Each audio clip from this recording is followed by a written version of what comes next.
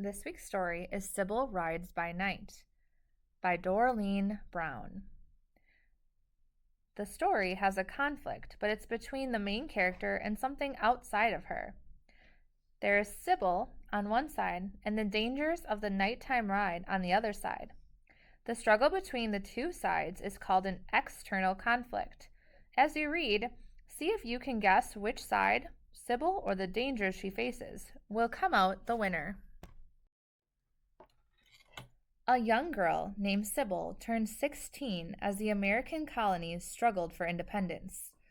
Although girls her age were expected to bake, sew, and keep house, Sybil preferred to ride her horse, Star, and hear about the colony's soldiers and their battles. Sybil's father, Henry Ludington, was the commander in the colonial army. On the night of April 26, 1777, Colonel Ludington got a new message. The British had marched to a nearby town, Danbury, and set it on fire. If no one stopped them, they would continue marching from town to town, destroying everything in their path. American soldiers had to be rounded up from their farms to fight the British. Who could take that dangerous job? Who knew where each of the farmers lived and was courageous enough to ride through the dark, cold, rainy night? Who would dare to go where the British soldiers and outlaws roamed?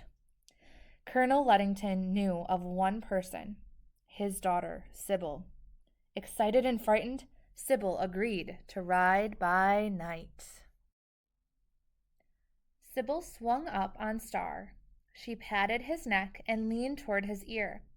"This ride is for freedom," she whispered. The colonel looked up at his daughter. He handed her a big stick. "Listen for others on the path," he warned. "Pull off and hide if you hear hoofbeats or footsteps or voices. You know where to go. Tell the men that Danbury's burning. Tell them to gather at Ludington's." Sybil listened to her orders, and she saluted her father, the colonel. She stepped back and returned the salute. Sybil thought of what might happen. There were more than 30 miles to cover in the dark and rain. She would be lost or hurt or caught by redcoats. Redcoats are what they called the British during this time. But she did not let those black thoughts scare her. "I will do it for the colonies," she vowed. She turned Star south on the line with the river.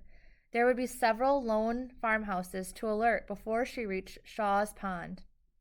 It was almost 8 o'clock when she reached the first farmhouse. Doors flew open at the sound of Star's hoofprints. Sybil shouted her message. She did not stop, but hurried on to the next farmhouses that were along Horse Pond Road. It was about 10 o'clock when Sybil reached Shaw's Pond. The houses beside the water were dark for the night.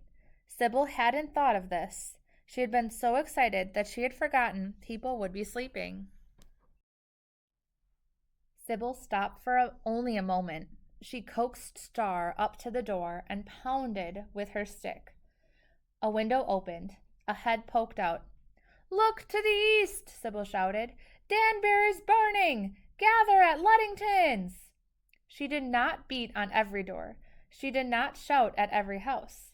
Neighbors called to each other, and in the little hamlets along her way, one of the first ones awakened rushed out to ring the town bell. When the alarm began to sound, Sybil would stop her shouting and ride on into the darkness.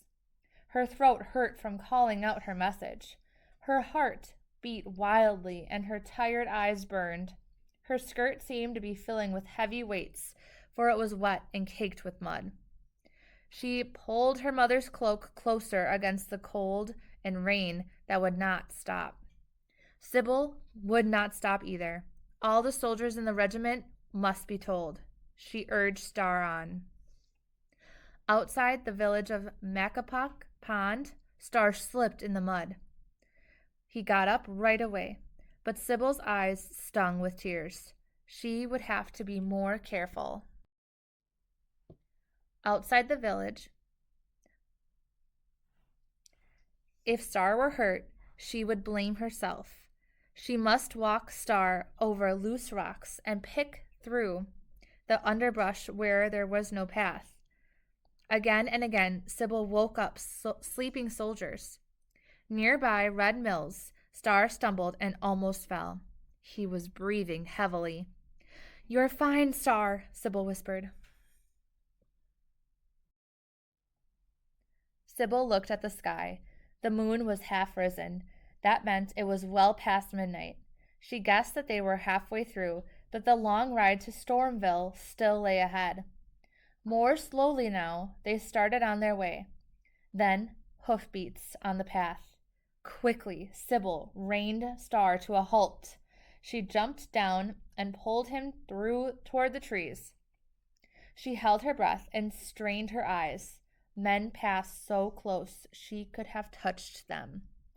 They looked like British soldiers, but sometimes Skinners dressed like soldiers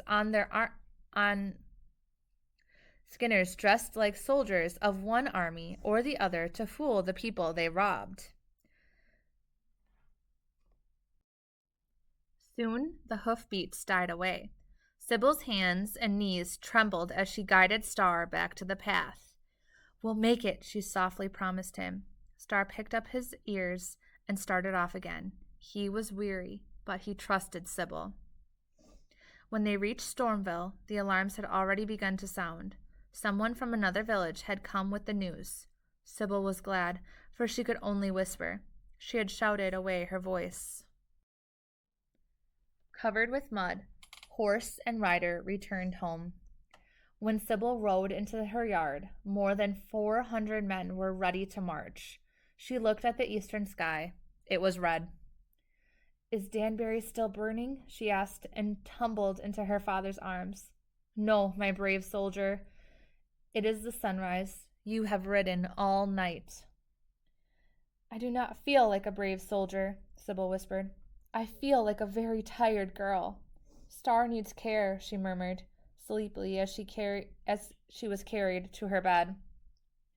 Early that morning, while that very tired girl slept, her father's men joined soldiers from Connecticut. They met the British at Ridgefield, about 10 miles from Danbury. The soldiers from New York and Connecticut battled with the Redcoats. Most of the British escaped to their ships in Long Island Sound, but they did no further damage. People spread the word of Sybil's ride. Soon, General Washington came to her house to thank her for her courage. Statesman Alexander Hamilton wrote to her, praising her deed. America was soon a growing, changing nation, and Sybil's life changed too. At 23, she married Edmund Ogden. They had 6 children, and she kept house. She baked, she mended, and she washed dishes. But sometimes she would stop in the middle of a chore, remembering that cold, wet night in 1777. She would shiver again. Then warm feelings of pride would fill her as she thought, "Once I was brave for my country." Sybil lived to be 78 years old. Her children and her children's children loved to hear the story of a young girl's ride for independence.